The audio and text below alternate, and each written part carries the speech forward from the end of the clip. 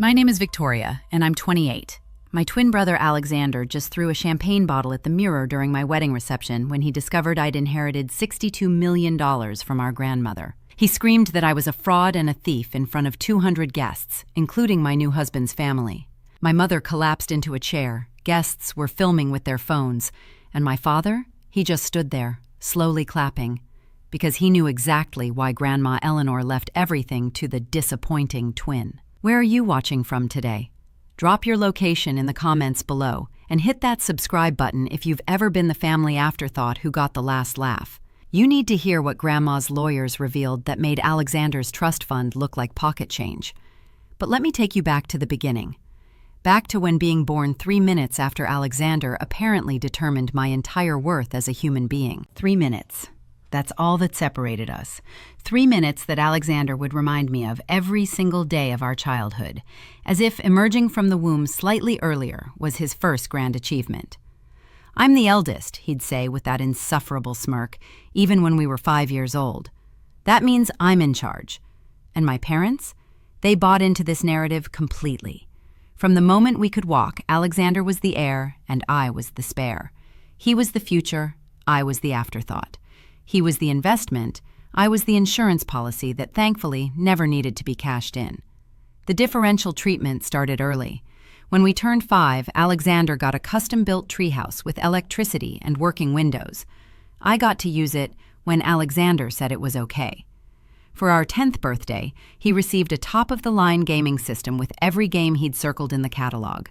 I got educational software and a note about applying myself more. But it was our 18th birthday when the favoritism reached genuinely obscene levels. The morning of our birthday, my parents called us both down to the driveway. There, gleaming in the morning sun, sat a brand new Ferrari 488 Spider in Rosso Corsa red, the keys dangling from my father's fingers. "Happy birthday, son," he said, tossing the keys to Alexander, who caught them with practiced ease. Every successful man needs a car that matches his potential. I stood there, genuinely curious about what they'd gotten me. Maybe a nice BMW? Even a new Honda would have been thoughtful. My mother gestured to the garage where a 2010 Toyota Corolla sat with a stick-on bow. "We thought something practical for you, Victoria. You've always been so sensible." Sensible. That's what you call the child you've decided doesn't deserve nice things. The reliable one. The one who won't complain when you hand her scraps and call it dinner. The Ferrari cost $260,000. The used Toyota? $8,000. That's a difference of $252,000, which is more than most people's entire inheritance. But in my family, it was just the price gap between the twin who mattered and the one who didn't. College was even worse. Alexander had been legacy admitted to Harvard before he even took his SATs. Our grandfather, father, and 3 uncles had all gone there. His admission was as guaranteed as sunrise. The application process was a formality, a theatrical production we all had to pretend mattered. "We're so proud of you getting into Harvard," Mom gushed at his graduation party, as if he'd actually accomplished something beyond being born with the right last name and the right chromosomes. Meanwhile, I'd gotten into Yale on my own merit. Perfect SATs, valedictorian, editor of the school paper, captain of the debate team. When I told my parents, my father's response was, "That's nice, dear, but we can't afford 2 Ivy League tuitions. Maybe you should consider state school? They have perfectly good programs." Perfectly good. Not excellent, not exceptional, just perfectly good. Good enough for Victoria. I watched them write a check for $300,000 for Alexander's Harvard education without blinking. They bought him a brownstone in Cambridge so he wouldn't have to suffer through dorm life. They gave him a monthly allowance that exceeded what most people make in a year. I went to State University on academic scholarships, lived in a dorm room so small I could touch both walls with my arms spread, and worked 3 jobs to afford textbooks. My parents' contribution to my education? Good luck, sweetheart. You've always been so independent. Independent. Another word for you're on your own, kid. Alexander studied business at Harvard, though studied is generous. He majored in fraternity parties with a minor in cocaine and a concentration in getting bailed out by Dad's lawyers. He graduated with a 2.3 GPA that was probably inflated by professors who knew his last name. I graduated summa cum laude with a double major in economics and art history. My parents didn't come to my graduation. Alexander was launching his first business venture that day, a crypto startup that would fail within 6 months, and that was deemed more important. "We'll celebrate with you later, Victoria," my mother promised over the phone while I stood in my cap and gown, alone in a sea of families. "You understand, don't you? This is such a big day for Alexander." Every day was a big day for Alexander. Every breath he took was treated like a fucking miracle. At 21, Alexander received access to his trust fund, $500,000 that our parents had been building since birth. It was presented to him at a family dinner at Le Bernardin, complete with champagne and speeches about carrying on the family legacy. On my 21st birthday, 3 minutes after Alexander's celebration ended, my parents handed me a card with a $100 Amazon gift card inside.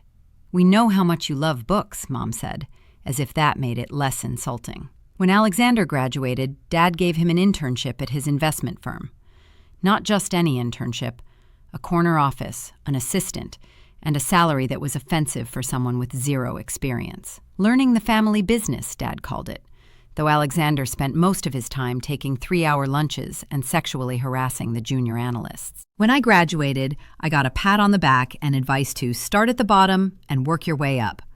I sent out 200 resumes, went to 50 interviews, and finally got an entry-level position at a nonprofit that paid barely enough to cover rent in the worst part of Queens. My parents' response? Character building. Everything in Alexander's life was handed to him on a platinum platter with a side of ass-kissing. The Manhattan penthouse apartment they gave him for his 23rd birthday? A young man needs his own space. The membership to the most exclusive country club in the Hamptons? Networking is important. The Rolex, the yacht club membership, the first-class flights to Europe 4 times a year? Investments in his future. And me? I got life lessons about the value of hard work and the importance of being self-made. I got to watch from the sidelines as my brother was given every advantage while being told I should be grateful for the opportunity to struggle. But there was one person who saw through all of this bullshit. One person who noticed that the golden twin was actually made of pyrite, while the disappointing twin was solid gold. Grandma Eleanor. Grandma Eleanor wasn't like the rest of the family. She'd built herself from nothing, starting with a single flower shop in Brooklyn in 1962 and turning it into something nobody knew was an empire. While my parents worshipped at the altar of Alexander, she watched quietly, taking notes, seeing everything. "You know what the difference is between you and your brother?" she asked me once when I was 16, helping her in the flower shop while Alexander was off at some sports camp that cost more than most people's annual salary. 3 minutes, I replied bitterly. She laughed, that sharp bark of a laugh that meant she was about to drop some wisdom. "The difference is that he's a peacock and you're an eagle. Peacocks are pretty to look at, but ultimately useless. Eagles soar." I didn't understand what she meant then. I was too busy being hurt that my parents had forgotten my birthday again because Alexander had a lacrosse game. Every summer, while Alexander traveled Europe on the family dime, I worked at Grandma's flower shop. Not because my parents made me, but because it was the only place I felt valued. Grandma taught me everything: how to arrange flowers, how to handle difficult customers, how to balance books, how to spot a bad check from across the room. "You see that woman?" she'd whisper, pointing to some Upper East Side trophy wife. "She's going to claim the roses are wilted to get a discount. Watch." And sure enough, every time, she was right. Grandma could read people like they had their thoughts tattooed on their foreheads. Alexander visited the shop exactly once in his entire life. He stayed for 10 minutes, complained that the pollen was making him sneeze, and asked Grandma why she didn't just hire people to do this menial stuff. The look she gave him could have frozen hell, but he was too self-absorbed to notice. "Your brother," she told me after he left, "is the kind of person who knows the price of everything and the value of nothing." While I was learning the flower business, Alexander was burning through his trust fund on boats, bottles, and bad investments. While I was understanding the value of a dollar earned, he was discovering how quickly dollars given can disappear. While I was building character, he was building debt that Daddy would quietly pay off. The family dinners were the worst. We'd sit around the table while Alexander regaled everyone with stories of his business ventures, each one more ridiculous than the last, each one funded by our parents, each one failing spectacularly. but every failure was spun as a learning experience or bad timing or the market wasn't ready. My accomplishments? They were footnotes. Graduating top of my class was mentioned after Alexander's story about almost getting arrested in Ibiza. Getting promoted at my job was overshadowed by Alexander's announcement that he was starting another company. This one was definitely going to be the next Uber. Victoria's doing, "What is it you do again, dear?" Mom would ask vaguely, as if my career was some sort of hobby I'd picked up, like knitting or collecting stamps. "I'm a senior analyst at a nonprofit that provides educational resources to underprivileged kids," I'd say for the 100th time. "Oh, that's nice. Alexander, tell them about your meeting with those venture capitalists." Nice. Everything I did was nice. Not impressive, not important, just nice. But Grandma saw. At every family dinner, while everyone else fawned over Alexander, she watched me. She noticed when I bit my tongue instead of pointing out that Alexander's revolutionary business idea was actually just a paradigm scheme with an app. She observed how I helped clear the table while Alexander sat back, expecting to be served. She saw how I slipped money to our younger cousin for school supplies, while Alexander complained about the wine selection. "You're going to be something special," she'd whisper to me when no one was listening. "Not because anyone handed it to you, but because you earned it yourself. That's the difference between inheritance and earning. One makes you weak, the other makes you unbreakable." I thought she meant metaphorically. I thought she was just trying to make me feel better about being the afterthought twin. I had no idea she was actually planning something that would flip our entire family dynamic on its head. The last family gathering before Grandma got sick was Alexander's 25th birthday. My parents threw him a party that could have fed a small country for a year. There were ice sculptures, a champagne fountain, and a cake that cost more than my monthly rent. They'd rented out an entire restaurant, hired a band, and even flew in his college friends from around the world. My 25th birthday, 3 minutes later, my parents called from the party to wish me well. They were too busy celebrating Alexander to remember we shared a birthday until the clock had already passed midnight. Grandma was the only one who showed up at my apartment with a cake she'd baked herself. "This is wrong," she said, looking around my studio apartment that was so small the bed touched 3 walls. "This is all so wrong." "It's fine, Grandma. I'm used to it." "That's exactly the problem," she said, her eyes flashing with an anger I'd never seen before. "You shouldn't be used to this. You shouldn't have to be." 2 weeks later, she was diagnosed with cancer. Aggressive, late stage, nothing they could do but make her comfortable. And that's when everything began to change. The call came on a Tuesday afternoon while I was in the middle of a budget meeting at work. Mom's number flashing on my phone was unusual enough. She typically only called when she needed me to do something for Alexander. But her voice, shaky and uncertain, told me this was different. "It's Grandma Eleanor. She's in the hospital. Cancer. The doctors say 3 to 6 months. 3 to 6 months. The woman who'd been more of a mother to me than my actual mother had 3 to 6 months left. And my first thought wasn't about losing her. It was about who would see me once she was gone. I was at the hospital within an hour. Alexander? He was in Miami for Art Basel, and according to his Instagram, the news of Grandma's diagnosis wasn't important enough to interrupt his champagne brunch. "Send her my love," he texted in the family group chat, followed by a prayer hands emoji. The fucking prayer hands emoji. Our grandmother was dying, and he responded with an emoji before posting a story about bottle service at Liv. Grandma looked smaller in the hospital bed, but her eyes were still sharp as surgical instruments when I walked in. "Finally, someone worth seeing," she said, waving away my mother who'd been sitting there looking uncomfortable. "Patricia, go find Alexander. I'm sure he needs something." Mom left, relieved to have an excuse, and Grandma patted the bed beside her. "We need to talk about what happens next," she said, cutting straight through any pleasantries. "Grandma, you're going to be fine. Don't insult my intelligence, Victoria. I'm dying. We both know it. The question is what happens between now and then." The doctors wanted her in a care facility. My parents immediately started researching the best places, meaning the most expensive ones, that they could brag about at the country club. "We want only the finest care for Eleanor," they said. already mentally calculating how this would affect their social standing. But Grandma had other plans. "I want to go home," she announced at the family meeting the doctors had called, "to my apartment, with my things, my flowers, my life." "That's not practical, Mother," my dad said, in that patronizing tone he used when he thought someone was being unreasonable. "You need round-the-clock care." "I'll do it," I said, the words out before I'd even fully thought them through. The room went silent. My parents looked at me like I'd suggested selling myself into slavery. Alexander, who'd finally graced us with his presence via FaceTime from a yacht somewhere, actually laughed. "You? You have a job, Victoria. You can't just drop everything to play nurse." "Actually, I can. My company allows remote work. I can do my job from Grandma's apartment." "This is ridiculous," Mom interjected. "We can hire professionals." "I don't want strangers," Grandma said firmly. "I want Victoria." The argument that followed was typical of my family.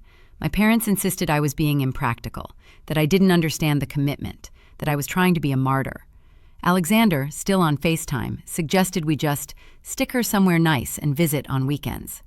But Grandma had made up her mind, and when Eleanor Fitzgerald made up her mind, mountains moved to accommodate her. I moved into her apartment the next week. It was the first time I'd ever really seen how she lived, and it was nothing like I expected. The apartment was modest from the outside, a 2-bedroom in an older building in Brooklyn, the same neighborhood where her flower shop operated.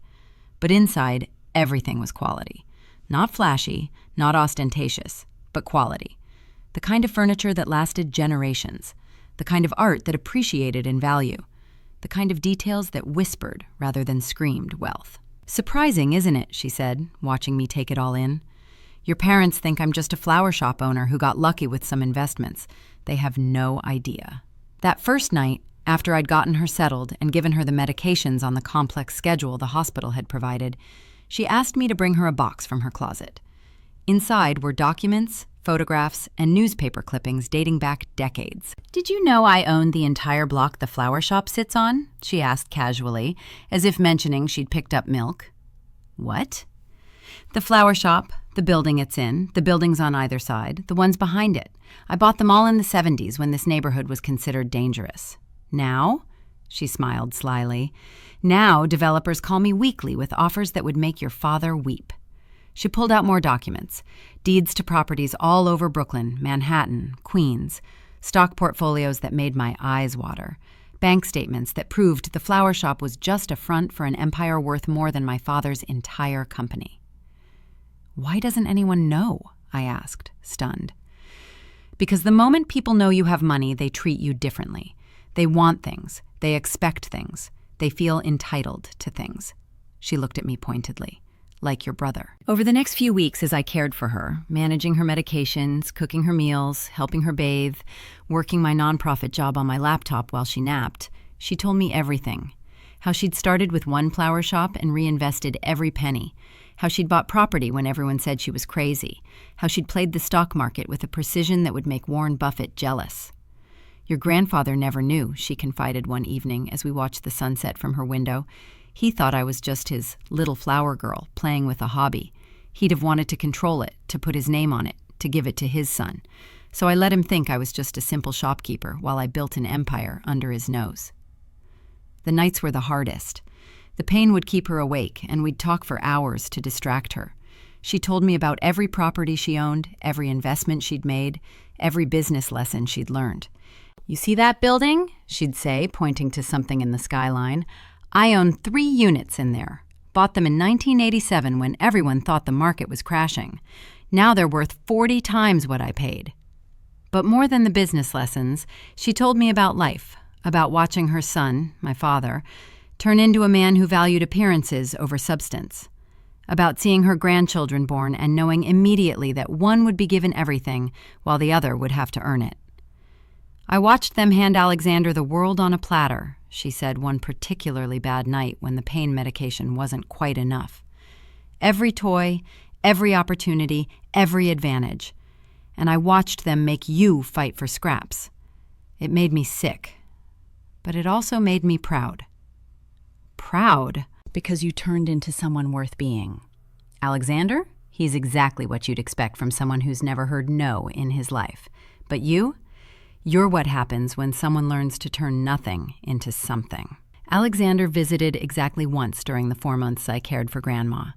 He showed up on a Sunday afternoon, reeking of last night's party, stayed for exactly 10 minutes, and spent 8 of those minutes on his phone. He complained about the smell of the medicines, suggested we open a window — it was February — and asked Grandma if she had any cash he could borrow for an Uber. "I don't carry cash," Grandma said flatly, even though I knew she had several $100s in her purse. "Really?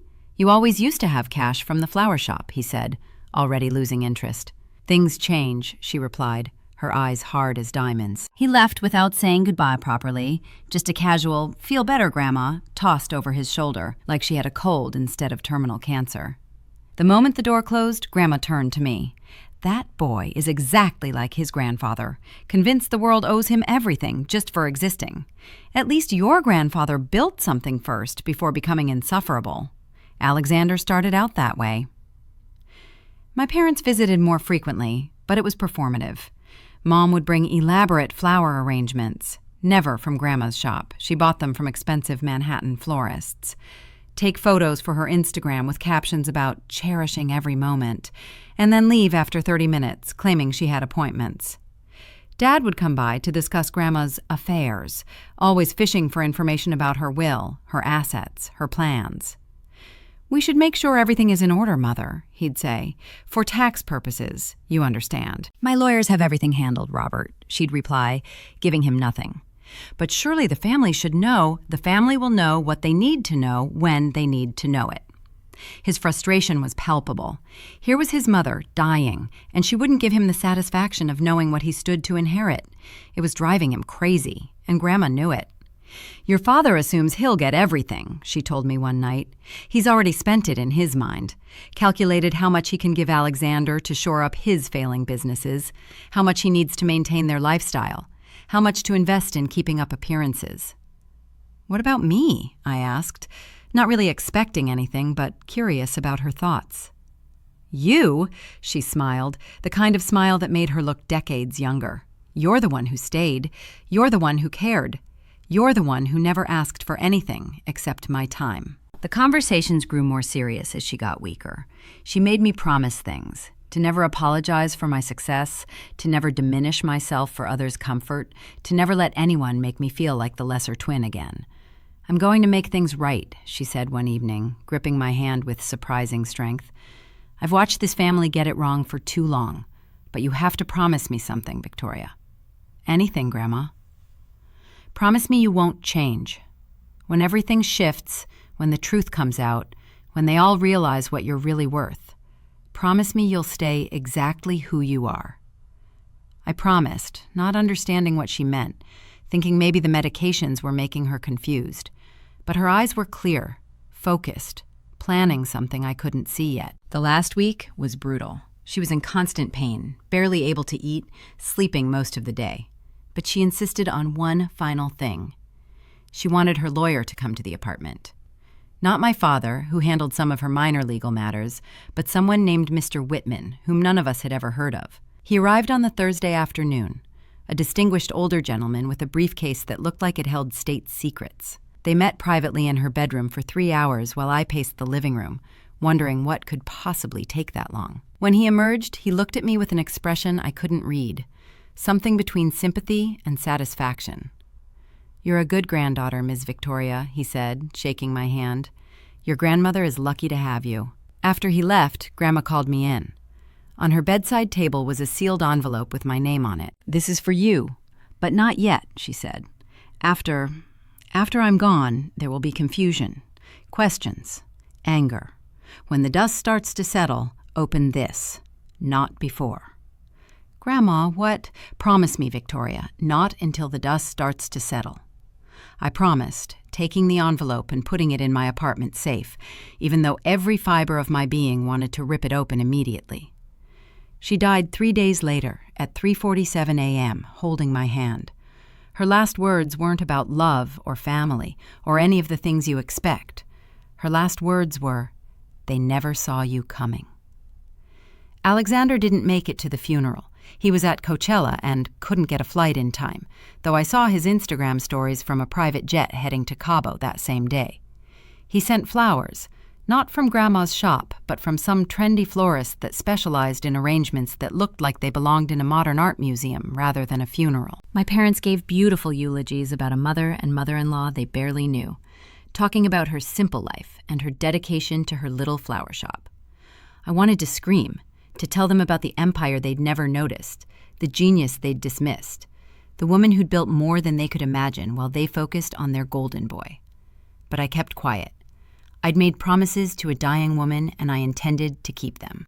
The will reading was scheduled for 2 weeks after the funeral, but then came the first surprise. It was postponed. Mr. Whitman's office called to say the estate was more complex than initially assessed and would need additional time for proper processing. Complex, my father raged at dinner that night. How complex can a flower shop and modest savings be? This is ridiculous. Alexander, who'd finally graced us with his presence, was already spending his expected inheritance in his mind. I'm thinking of buying into this new club that's opening in the meatpacking district. Once Grandma's money comes through, I'll have enough for a significant stake. You mean once Dad gets the money, Mom corrected. Well, yeah, but you know he'll distribute it fairly, Alexander said, and the look he gave me made it clear that fairly meant he'd get the lion's share and I'd get whatever crumbs were left. Months passed. The will reading kept getting postponed. Complex estate tax issues, Mr. Whitman's office would say. International holdings requiring additional documentation. Asset verification in progress. My family was going insane with speculation and greed. Alexander had already borrowed against his expected inheritance, taking out loans with criminally high interest rates because he was so sure the money was coming. My parents were planning renovations to their house, new cars, a place in Florida. And me? I went back to my life, my tiny apartment, my nonprofit job, my quiet existence as the forgotten twin. Except now, I was the twin with a secret envelope in her safe and the echo of her grandmother's last words in her ears. They never saw you coming. 2 years. That's how long it took for the complex estate matters to be resolved. 2 years of my family slowly going insane with anticipation and greed. 2 years of Alexander making increasingly desperate financial decisions based on money he didn't have yet. 2 years of me quietly living my life, falling in love, and planning a future while my family planned how to spend Grandma Eleanor's modest estate. I met James at a charity hospital gala that I'd helped organize through my nonprofit. He was a pediatric surgeon, the kind of doctor who chose to work with children, not for the prestige, but because he genuinely wanted to make a difference. He was everything Alexander wasn't. Humble, hard-working, and completely uninterested in my family's wealth or status. "So what do you do?" he'd asked at the gala, genuinely curious. "I work for an education nonprofit. We provide resources to underprivileged schools." "That's amazing," he said, and he meant it. Not, "That's nice," or "How charitable of you," but genuine admiration for work my own family dismissed as hobby-level do-gooderism. We dated for a year before he proposed. A simple proposal at the Botanical Gardens. No flash mob, no photographer hiding in the bushes, no viral moment planned. Just him, me, and a ring that belonged to his late grandmother. A modest sapphire that meant more to me than any of the gaudy diamonds Alexander's rotating girlfriend sported. When I told my family I was engaged, their reactions were predictably lukewarm. "A pediatric surgeon," Mom said, trying to find the angle that made this impressive enough to share at the country club. "Well, that's respectable." "Does he come from money?" Alexander asked, not even pretending to be subtle. "He comes from Iowa," I said. "His parents are teachers." The silence that followed told me everything. In their minds, I was marrying beneath our station, even though James saved children's lives, while Alexander's latest business venture was a luxury cannabis lifestyle brand that was hemorrhaging money. I wanted a small wedding, 20 people max, immediate family only, maybe in the Botanical Gardens where James had proposed. But Alexander, of all people, insisted on something bigger. "You can't have some backyard barbecue wedding," he said at family dinner, his voice dripping with disdain. "What would people think? We have a reputation to maintain." "Since when do you care about my wedding?" I asked. since I have to attend it. I'm not being photographed at some shabby venue. Besides, he added with that smirk I'd learned to hate, when Grandma's estate finally clears, you'll wish you'd had a proper wedding to show for it. The irony of Alexander insisting on a lavish wedding for me while he was secretly drowning in debt was rich. But my parents backed him up, suddenly interested in my wedding now that it could affect their social standing. Alexander's right, Dad said.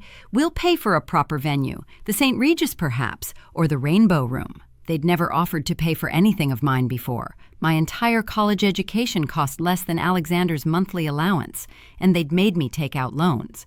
But now, suddenly, they had money for a wedding venue that cost 6 figures? We'll use the Hudson Valley estate, Mom declared, referring to the family property where Alexander had held countless parties that I was never quite invited to. 300 guests minimum. We'll invite the Weatherbys, the Chens from the club, the Morrison family, and just like that, my small wedding became their social event of the season. James, sweet James, went along with it because he saw how rarely my family showed interest in my life. If this makes them happy and brings you closer to them, then let's do it, he said, holding me as I stress-cried over the guest list that had ballooned to include people I'd never met. The wedding planning was a nightmare of my mother's making. Everything had to be perfect, not for me, but for the photos, for the gossip columns, for the perception. Alexander inserted himself as an unofficial consultant, vetoing my choices for being too pedestrian and suggesting alternatives that were 3 times the price. The flowers need to be from that place in the Upper East Side, he declared, completely ignoring that Grandma Eleanor's flower shop was still operational, now run by her longtime employee, Rosa. What's wrong with Grandma's shop? I asked. Seriously? You want grocery store flowers at your wedding? Grandma's flowers were not grocery store. They might as well have been. This is your wedding, Victoria. Try to have some class for once. For once. As if class was something Alexander had cornered the market on while living off loans he couldn't repay and leaving a trail of failed businesses behind him like breadcrumbs. 3 days before the wedding, Mr. Whitman's office called. His secretary said he needed to speak with me urgently and privately. Could I come to his office that afternoon? The office was in one of those old Manhattan buildings that whispered wealth and discretion, the kind where the elevators were still manually operated and the wood paneling had seen centuries of secrets. Ms. Chen, Mr. Whitman greeted me, using my maiden name even though the wedding was in 3 days. Please, sit. We have much to discuss. He pulled out a file that was thicker than a phone book. Your grandmother's estate has finally cleared all probate and tax obligations, he began, his voice careful and measured. What I'm about to tell you must remain confidential until the appropriate moment. The appropriate moment? Your grandmother was very specific. The revelation was to be made when Victoria is surrounded by family, at a moment of joy that they couldn't ignore. I believe your wedding reception qualifies. My heart was pounding. Mr. Whitman, what exactly did she leave me? He opened the file and started reading numbers that didn't make sense. Properties in Brooklyn, Manhattan, Queens, commercial real estate holdings, stock portfolios, bonds, international investments. The flower shop was in there too, but it was like finding a penny in a vault of gold bars. I don't understand, I said, my voice barely a whisper. You're saying she left me everything except the flower shop, which goes to Rosa, who ran it for her. The total value after taxes and all obligations is approximately $62 million. $62 million. I sat there, unable to speak, unable to breathe, unable to process what he was saying. Your brother Alexander receives nothing. Your parents receive nothing. There are a few small bequests to longtime employees and some charities, but the bulk of the estate, the entire empire your grandmother built over 60 years, goes to you. But why? I managed to ask. Why not split it? Why not something to Alexander? Mr. Whitman pulled out another document, a letter in Grandma's handwriting. She asked me to read this to you before the others, he said, adjusting his glasses. My dearest Victoria, he read in Grandma's voice somehow. By now you know the truth about what I built. You're probably wondering why I chose you and only you. The answer is simple. Alexander was given everything and valued nothing. You were given nothing and valued everything. He expected the world to provide for him. You expected nothing and provided for yourself. He visited me once in my final months, staying 10 minutes and asking for cab money. You moved in with me, cared for me, held my hand through the pain, and never once asked about money. You are the grandchild I'm proud of. You are the one who deserves what I built. Use it wisely, stay humble, and for God's sake, don't let them make you feel guilty for deserving what you've earned simply by being who you are." I was crying by the time he finished, not pretty tears, but full body-shaking sobs that required the entire box of tissues on his desk. "There's more," Mr. Whitman said gently. "She left another letter to be read publicly at your wedding reception. She was very specific about the timing, during the toasts, after Alexander has spoken." "After Alexander? How did she know he'd speak?" Mr. Whitman smiled slightly. "Your grandmother knew her grandson. She knew he'd never pass up an opportunity to make himself the center of attention, even at your wedding." He handed me a sealed envelope marked, "To be read at Victoria's wedding, after the peacock struts." The peacock. Even in death, she saw right through him. "What do I do?" I asked, overwhelmed by the magnitude of this secret. "Do I tell them before?" "Your grandmother's instructions were clear. The revelation should be public, with witnesses, so that no one could later claim you manipulated or stole anything. She wanted them all to know at once, in a setting where their true reactions would be visible to everyone who mattered." "She planned this all along." "For years, Ms. Chen. She knew exactly how she wanted this to go." The next 3 days were surreal. I went through the motions of wedding preparation while sitting on a secret that would detonate like a nuclear bomb in the middle of my reception. James knew something was up, but didn't push.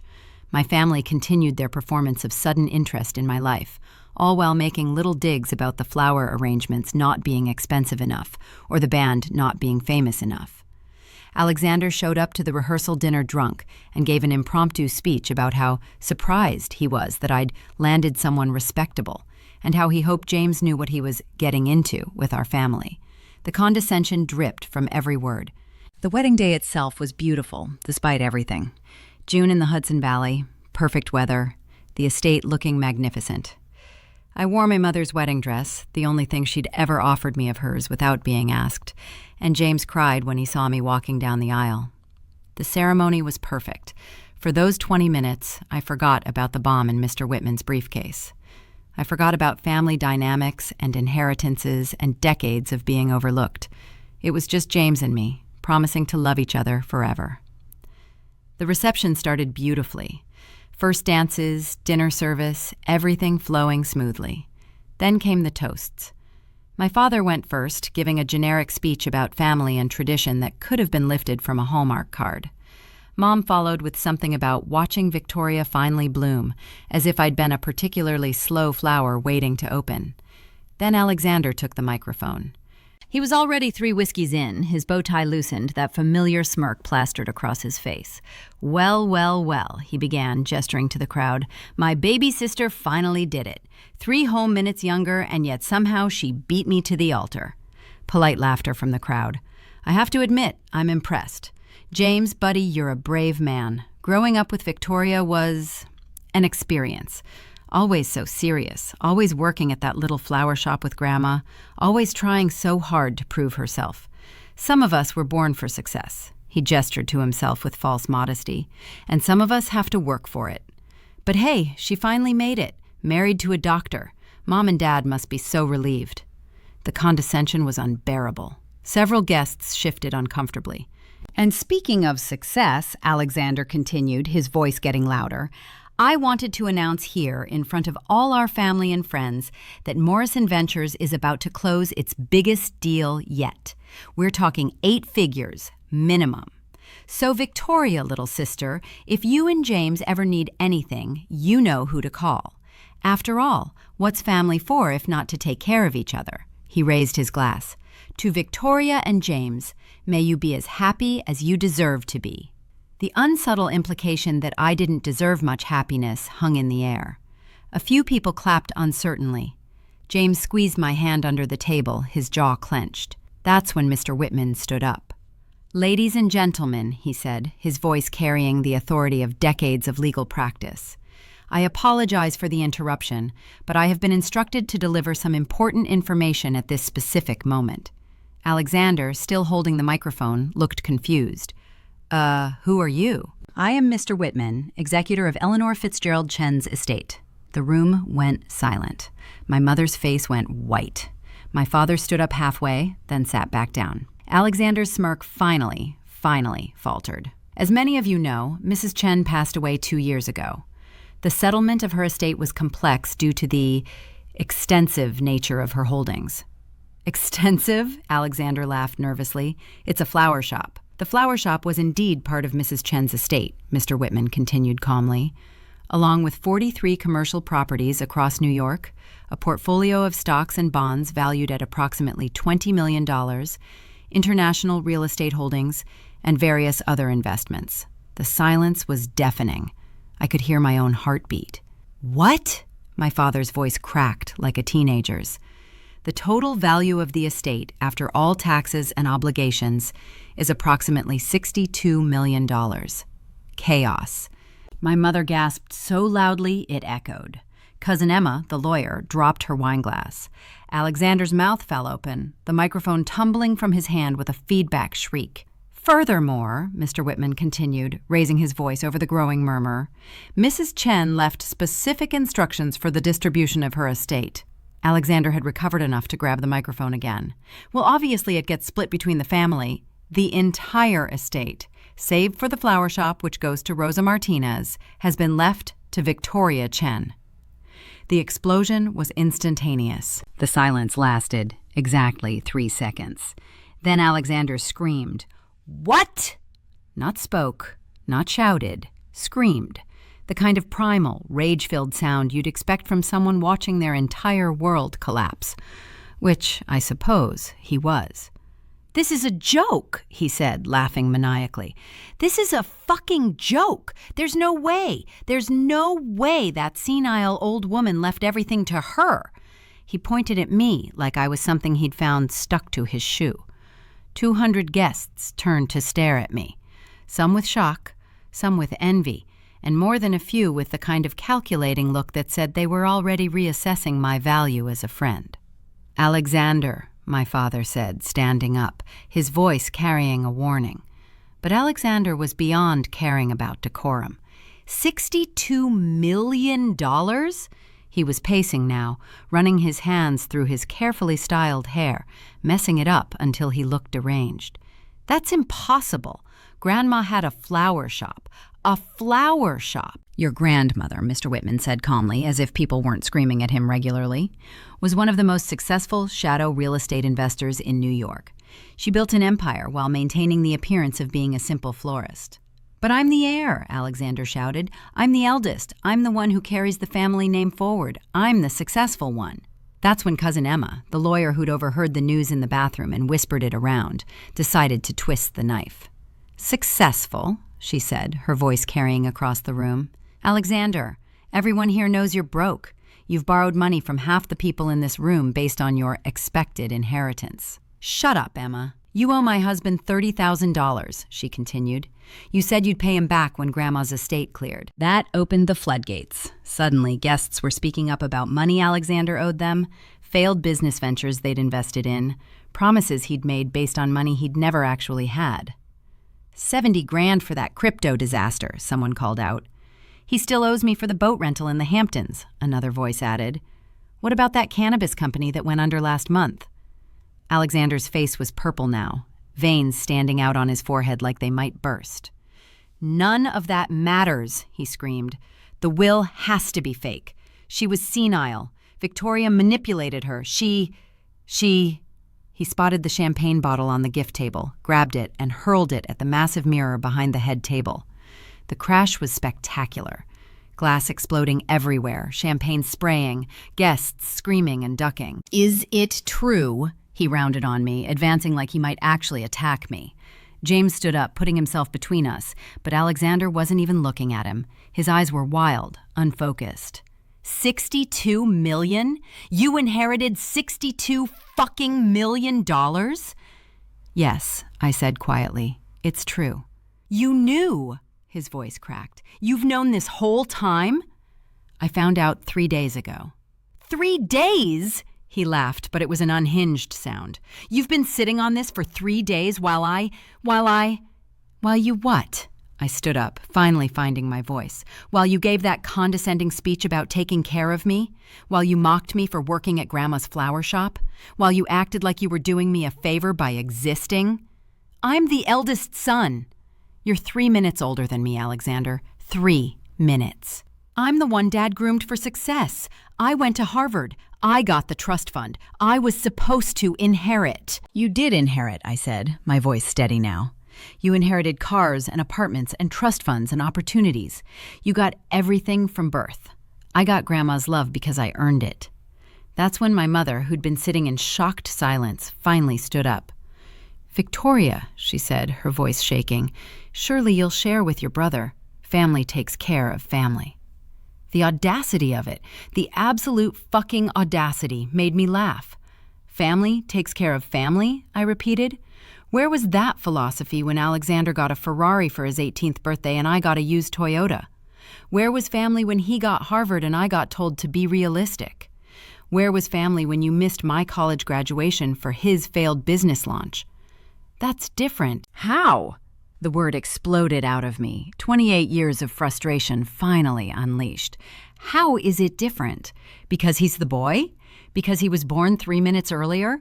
Because you decided before we could even walk that he was worth more than me? You manipulated her, Alexander said, his voice low and dangerous. You turned her against me, against all of us. She left a letter, Mr. Whitman announced, pulling out the envelope, to be read at this moment. I don't want to hear it, Alexander shouted. I think everyone needs to hear it, James said, speaking for the first time, his voice carrying the authority of someone who saves lives for a living. Sit down, Alexander, before you embarrass yourself further. Embarrass myself? Embarrass myself? Alexander laughed hysterically. I'm not the one who stole an inheritance. Sit down. The voice that roared across the reception wasn't James's or Mr. Whitman's. It was our father's. Everyone froze. Richard Chen, the man who'd spent my entire life coddling Alexander, looked at his son with something I'd never seen before. Disgust. Sit down, Alexander, he repeated, his voice deadly quiet. You're proving everything your grandmother thought about you. Dad? Alexander looked like a lost child. You're taking her side? There are no sides. There's just the truth. And the truth is, you're broke, entitled, and an embarrassment to this family. Now sit down and let Mr. Whitman read the letter. I'd never heard my father speak to Alexander that way. Neither had Alexander, judging by his shocked expression. He collapsed into a chair, all the fight suddenly gone out of him. Mr. Whitman cleared his throat and began to read. To my family, gathered at Victoria's wedding, finally paying attention to her for once in her life. Several guests made uncomfortable noises. Mom covered her face with her hands. If you're hearing this, then you now know the truth. I wasn't just a flower shop owner. I built an empire worth $62 million through hard work, smart investments, and the kind of determination I only saw in one of my grandchildren. Alexander made a choking sound. Alexander was given everything from birth. The best schools, the best opportunities, unlimited financial support. And what did he do with it? Failed business after failed business, each one funded by his parents, each failure excused and forgotten. He visited me once when I was dying, stayed 10 minutes, and asked for cab money. This is who you raised as your golden child. My mother was crying now, ugly sobs that ruined her perfect makeup. Victoria was given nothing but criticism and neglect. She worked for everything she had. She spent her summers in my flower shop, not because anyone made her, but because she wanted to learn. She moved in with me when I was dying, caring for me every day for months, never once asking about inheritance or money. She held my hand through the pain and never complained. This is who you overlooked. I was crying too, hearing Grandma's voice through Mr. Whitman's reading. Alexander received hundreds of thousands of dollars over his lifetime. Cars, education, apartments, failed business ventures. By my calculation, he's already received more than most people see in a lifetime. Victoria received a used Toyota and was told to be grateful. The imbalance has been staggering, and I'm correcting it. This is bullshit, Alexander muttered, but even he seemed defeated. To those who will say Victoria manipulated me, or that I wasn't of sound mind, I had myself evaluated by 3 separate psychiatrists in my final year. Their reports are attached to my will. I was completely competent. My decision was made with full mental capacity and years of observation. Mr. Whitman paused, then continued. Alexander, you are not receiving an inheritance because you already received one. It was just given to you incrementally throughout your life. Victoria, you are receiving everything else because you earned it by being the only one who valued me as a person rather than a potential payday. To my son Richard and his wife Patricia, you failed one child while spoiling another. Live with that. My father's face was stone. My mother had progressed to hyperventilating. And finally, to anyone who thinks this is unfair, remember this. Fair isn't giving everyone the same thing. Fair is recognizing that one child got everything while the other got nothing and balancing the scales. Victoria, my darling granddaughter, you were never the lesser twin. You were just the one forced to become stronger. Enjoy your inheritance. You earned every penny by being exactly who you are. The letter ended with Grandma's signature line. With love and long overdue justice, Eleanor Fitzgerald Chen. The reception hall was silent except for my mother's sobbing and the sound of glass still occasionally falling from the shattered mirror. Then my father started slow clapping. Not mocking, not sarcastic, genuine applause. She was right, he said, standing up, looking at me with an expression I'd never seen from him before. Respect. Your grandmother was absolutely right. Richard, my mother gasped. How can I what? Tell the truth? He turned to face the room, addressing everyone. You all want to know the truth? Alexander's trust fund has been empty for 2 years. His company is 3 months from bankruptcy. He owes money to everyone in this room. The only reason he's not in jail for fraud is because I've been covering for him. Dad, stop, Alexander pleaded. No more covering, no more enabling. He turned back to me. Your grandmother saw what I was too proud to admit, that I failed you, Victoria. I gave everything to a son who appreciated nothing while ignoring a daughter who deserved everything. He reached into his jacket and pulled out an envelope, handing it to me. What's this? I asked. Documents. Every payment I've made to cover Alexander's debts. Every failed business I've funded. Every disaster I've cleaned up. Total, $4.3 million over the past 7 years. That's your brother's real inheritance. Debt and failure that I kept throwing money at, hoping he'd change. Alexander stood up so fast his chair fell over. You're supposed to be on my side. I was. For 28 years, I was on your side even when you were wrong. And look what it got us. A son who thinks the world owes him everything, and a daughter who had to fight for scraps. This is insane, Alexander screamed. You're all insane. That money should be mine. I'm the heir. You're nothing. Brittany, Alexander's longtime girlfriend, suddenly spoke up. Everyone turned to stare at her. You're a failure, living on borrowed money and borrowed time, and the only reason I stayed with you was because I thought you'd inherit millions. We're done. She stood up, pulled off the massive engagement ring Alexander had bought with borrowed money, set it on the table, and walked out. The click of her heels on the floor was the only sound. That's when Alexander completely lost it. This is your fault, he pointed at me, spit flying from his mouth. You poisoned her against me. You probably killed her to get the money faster. Alexander, Mom shrieked. What? It's true. She manipulated a dying old woman. She's a gold-digging, manipulative... The slap came from nowhere. Well, not nowhere. It came from James, who'd apparently had enough of listening to my brother attack me at our own wedding. You don't talk to my wife that way, James said calmly, like he hadn't just slapped Alexander hard enough to leave a handprint. Ever. Alexander held his face, looking around the room for support, for sympathy, for someone to take his side.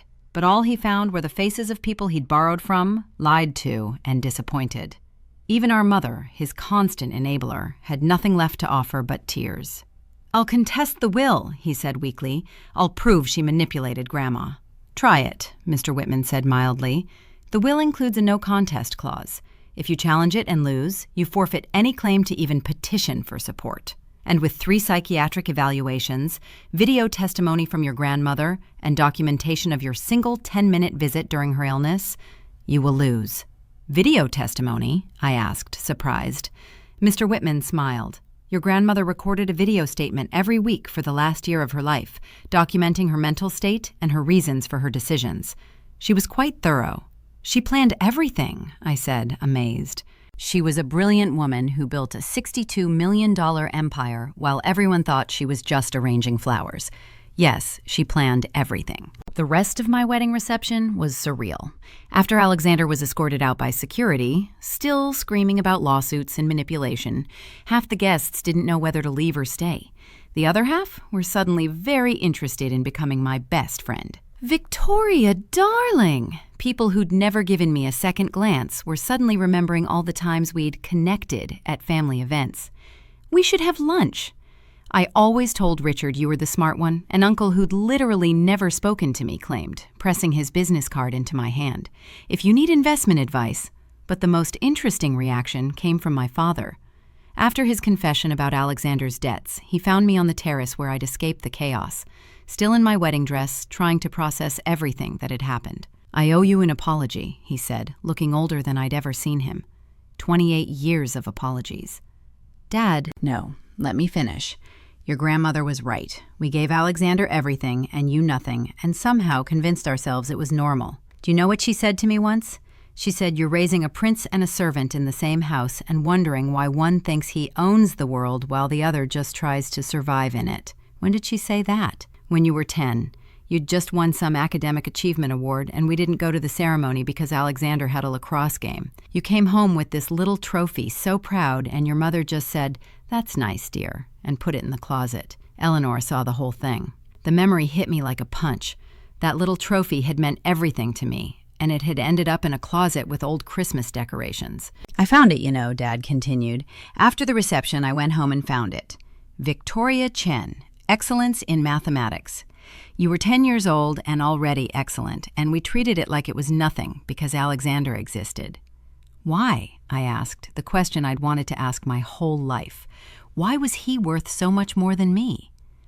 He wasn't, Dad said, and for the first time I saw tears in his eyes. We fell into this pattern. First son, carrying on the family name, all that traditional bullshit. Your mother had such a hard time getting pregnant, and when the twins came, Alexander first, we just decided he was the miracle. You were the bonus. The bonus. 28 years of being treated like an afterthought because I was the bonus. I'm going to make it right, he said. I don't know how, but I'm going to try. It's been a year since that wedding, and here's where everyone is now. Alexander filed for bankruptcy 3 months after the wedding. Without Dad to bail him out, and with his inheritance dreams shattered, his house of cards collapsed spectacularly.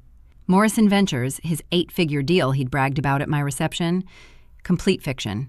He'd been trying to fake it until Grandma's inheritance came through. He contested the will anyway, despite the no contest clause. Spent $200,000 he didn't have on lawyers who told him what everyone already knew. He had no case. When he lost, he had to pay my legal fees too, adding another $100,000 to his debt. He now works as a middle manager at a consulting firm owned by one of Dad's former competitors. The only job he could get, and only because the owner enjoyed the irony of having Richard Chen's failure son working for him. He makes $75,000 a year, lives in a studio apartment in New Jersey, and takes the bus to work. The last time I saw him was 6 months ago at a coffee shop in Midtown. He was in a cheap suit that didn't quite fit, ordering a small regular coffee instead of his usual triple venti whatever. Victoria, he said, seeing me, his voice flat. Alexander, I heard you started a foundation. I did. For overlooked siblings, the papers said. Cute. Very cute. It's not meant to be cute. It's meant to help kids who grow up the way I did, ignored because they weren't the chosen one. He laughed bitterly. You got $62 million. You won. Why do you have to rub it in? This isn't about winning, Alexander. It never was. It was about being seen, being valued, being worth something beyond being your shadow. You were never my shadow, he said, but even he didn't sound convinced. I was. For 28 years, I was Alexander's twin sister, never just Victoria. Well, now I'm Victoria Chen, philanthropist, CEO of the Chen Foundation, and keeper of Grandma Eleanor's legacy. And you're just Alexander Chen, middle manager with a bankruptcy filing. It was cruel, maybe, But 28 years of cruelty had to come out sometime. Brittany, his ex-fiancée, didn't wait long to move on. She married a hedge fund manager 8 months after leaving Alexander. She had the audacity to send me a wedding invitation, as if we were friends, as if she hadn't spent years treating me like the help at family functions. I sent a nice gift, a $50 gift card to Target. Petty? Yes. Satisfying? Absolutely. My parents' marriage almost didn't survive the revelation. Mom couldn't forgive Dad for his speech at the wedding, for betraying Alexander, for admitting the truth about their favoritism. They separated for 6 months, went to therapy, and finally came back together when Mom admitted she needed to face what they'd done. She wrote me a letter, 8 pages of apologies and explanations and justifications. I appreciated the effort, but you can't apologize away 28 years of neglect with 8 pages of neat handwriting. We have lunch once a month now, trying to build something from the ashes of what should have been. I don't know how to be your mother, she admitted at one of these lunches. I never learned. Alexander was easy, just give him everything he wanted. You never asked for anything, so I assumed you didn't need anything. Every child needs their mother, I told her. I just learned to stop expecting mine. She cried. She cries at most of our lunches. I've stopped bringing tissues. She needs to learn to come prepared. Dad and I have actually built something real. Once a week, we have dinner, just the 2 of us.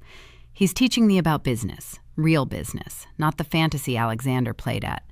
Turns out he's brilliant when he's not wasting that brilliance enabling his son's failures. Your grandmother was smarter than all of us, he said at our last dinner. She saw potential in you that we were too blind to notice. She saw me, I corrected. That's all. She just saw me. The Chen Foundation for Overlooked Siblings launched 6 months ago with a mission to support children who are marginalized within their own families. Second children, adopted children, stepchildren, the ones who watch their siblings get everything while they get told to be grateful for what they have. We provide scholarships, counseling, and most importantly, recognition that they matter. Our first gala raised $3 million. Alexander wasn't invited. Grandma's flower shop still operates, run by Rosa, who's turned it into a Brooklyn institution. I stop by every week, arranging flowers the way Grandma taught me, remembering the woman who saved my life by seeing my worth when no one else did.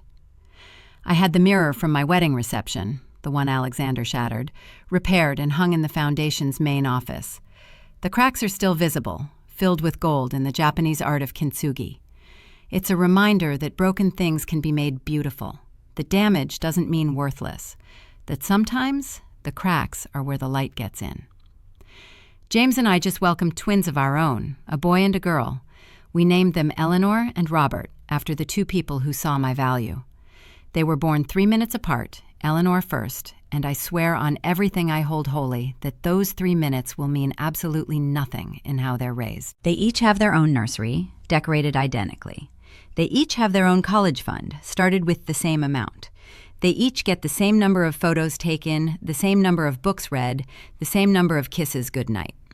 When they're older, I'll tell them about their great-grandma Eleanor, who built an empire while pretending to be simple. I'll tell them about their grandpa Robert, who learned to see his daughter too late, but at least learned. I'll tell them about their uncle who got everything and became nothing, and their mother who got nothing and became everything. But mostly, I'll tell them that they are equally loved, equally valued, equally important. 3 minutes, 3 years, or 3 decades. Time doesn't determine worth. Character does. Kindness does. The way you treat people who can do nothing for you does. Alexander sent a card when the twins were born. Just a simple congratulations with his signature. No return address, no phone number, no attempt to meet them. He knows he's not welcome in their lives until he can acknowledge what he did to mine. Maybe someday he'll understand that getting everything handed to you is actually the cruelest thing parents can do to a child. It leaves them helpless when the handouts stop, worthless when the world demands actual value, empty when they realize they've never earned anything real. Or maybe he won't. That's not my concern anymore. Last week, I got a call from a reporter doing a piece on sudden wealth and family dynamics. She'd heard about the wedding incident and wanted to know if I felt guilty about Alexander's situation. Why would I feel guilty? I asked. Well, you got everything and he got nothing. No, I corrected her. He got everything for 28 years, and I got nothing. Now I have $62 million, and he has the chance to build character. We both got what we needed. That seems cold. Does it? Or does it seem like justice? My brother received approximately $4 million in gifts, opportunities, and bailouts over his lifetime. He squandered every penny. I received a used Toyota and criticism. Who really got more? She didn't have an answer for that. The truth is, I don't hate Alexander. I pity him. He's $48,000 in credit card debt. His girlfriend left him when the money ran out, and he has to clock in at 9 a.m. every morning at a job where everyone knows he's only there because his daddy's rival enjoys the humiliation. But that's what happens when you're raised to believe you deserve everything. Eventually, the world shows you that you deserve exactly what you earn. And Alexander never earned anything. My wedding video went viral, by the way. Someone filmed the whole thing. Alexander's meltdown, the inheritance revelation, him throwing the champagne bottle, my father's confession, James slapping him, all of it. 15 million views and counting. The comments are brutal, but honest. This is what happens when you raise a golden child and a scapegoat. The grandmother is a legend. 3 minutes older, but a lifetime behind. Alexander tried to get it taken down, claiming defamation. The judge laughed, actually laughed. You can't defame someone with the truth, and everything in that video was true. So where are we now? I'm 30, CEO of a foundation with a $50 million endowment, mother of twins who will never doubt their equal worth, wife to a man who loved me when I had nothing, and keeper of my grandmother's legacy. Alexander is 30, a middle manager drowning in debt, living alone in New Jersey, taking the bus to a job he hates, paying the price for a lifetime of taking everything for granted. My parents are in their 60s, in therapy, trying to understand how they got it so wrong for so long, attempting to build relationships with both their children from the rubble of their favoritism. And Grandma? Grandma is vindicated. Every choice she made, every dollar she saved, every property she bought was part of a 6-decade plan to correct an injustice she saw coming from the moment we were born. She knew my parents would favor Alexander. She knew they'd give him everything while giving me nothing. She knew he'd grow up entitled while I'd grow up invisible. And she knew, with the certainty of someone who'd built an empire from nothing, that the invisible twin would be the one worth betting on. In her final letter to me, the one I was told not to open until the dust settled, she wrote, "My darling Victoria, by now you know you were never the lesser twin. You were the stronger twin, the smarter twin, the twin who learned to build instead of waiting to receive. Your brother got trust funds and cars and opportunities. You got resilience and determination and grit. Guess which one is worth more in the end? All my love, Grandma Eleanor. P.S. The flower shop was always yours in my heart. I just gave it to Rosa to manage because I knew you'd build something bigger, and you have." She was right. I have built something bigger. Not just the foundation, not just the fortune, but a life that proves that being overlooked doesn't mean being worthless. It means you learn to create your own worth, and that's something no one can ever take away. To everyone watching who's ever been the forgotten child, the second choice, the afterthought, this is for you. Document everything. Save every receipt of favoritism. Remember every slight. Not for revenge, but for validation when the world tries to gaslight you into thinking you're imagining the inequality. You're not imagining it. It's real. And sometimes, just sometimes, the universe has a Grandma Eleanor waiting in the wings, planning to make it right. Sometimes the overlooked become the ones doing the looking, down from heights the golden children never dreamed of reaching. 3 minutes, that's all that separated Alexander and me at birth. 3 minutes that he spent 28 years telling me made him superior. Turns out, those 3 minutes were all the head start he ever got. And when you're given everything, 3 minutes is all you ever learn to earn. I'm Victoria Chen. I was the forgotten twin, the overlooked daughter, the afterthought grandchild. Now I'm the sole heir to Eleanor Fitzgerald Chen's empire, and my brother serves coffee to middle managers in New Jersey. Karma isn't always instant, but when it arrives, it brings receipts. And $62 million. If you've ever been the sibling living in someone's shadow, drop a comment below. Like and subscribe for more stories about unexpected inheritances and family revelations. Remember, sometimes the best inheritance isn't money. It's the strength you build while everyone ignores you. But also, sometimes it's $62 million. Both are good.